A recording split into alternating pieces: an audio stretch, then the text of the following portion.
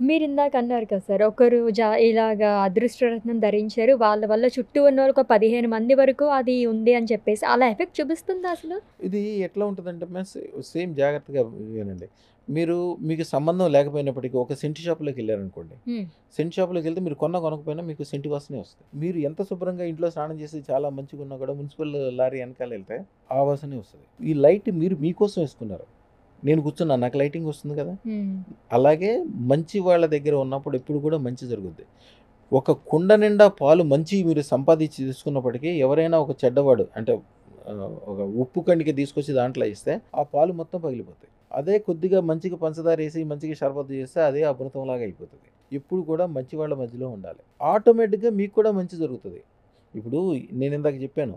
100 కో 100 top 100 అందరూ కూడా 2 జాతుల్లోనే ఉన్నారు. ఎందుకున్నారు? వాళ్ళ సత్సంగ్. వాళ్ళు దాని గురించే ఆలోచిస్తారు. దాని గురించే చేస్తారు. గురువుగారు రమణయోగి లాల్‌జీనా అయ్యా దేవుడు. ఫోటోలు పెట్టుకుంటారు. చేసుకుంటారు.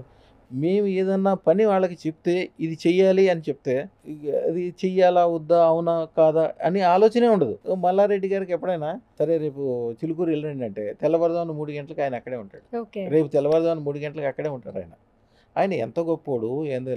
సంవత్సరానికి 1,00,000 మంది ఇంజినీర్‌లు తయారు చేస్తాడు. ఎంతమందికి ఉపకారం చేస్తాడు. ఆయనకి ఈ పని చేస్తే లాభము అని అనిపిస్తే చాలు చేసేస్తాడు అంతే. హ్మ్. ఆ ఎనకాల ధైర్యం ఏంటి? ఆయన ప్రతి దాంట్లో ప్రతి వీడియోలో చెప్తాడు అదృష్టం, అదృష్టం, అదృష్టం అని. హ్మ్. అంతే. అదృష్టరత్నం ఉన్న చోట విపరీతమైన ఆదాయము, తెలివి, శక్తి, బుద్ధి ఉంటది. మీ ద్వారా మీ ఎనకాల ఉన్నోళ్ళు, మీరంటే ఇష్టపడేవాళ్ళు, మీకు సంబంధించినోళ్ళు అందరూ బాగుపడాల్సిందే. ఓకే. ఒకళ్ళు బాగుపడతారు, ఒకళ్ళు బాగుపడరు, ఎనకాల ఎళ్తారా, ముందు ఎళ్తారా అని ఏం లేదు.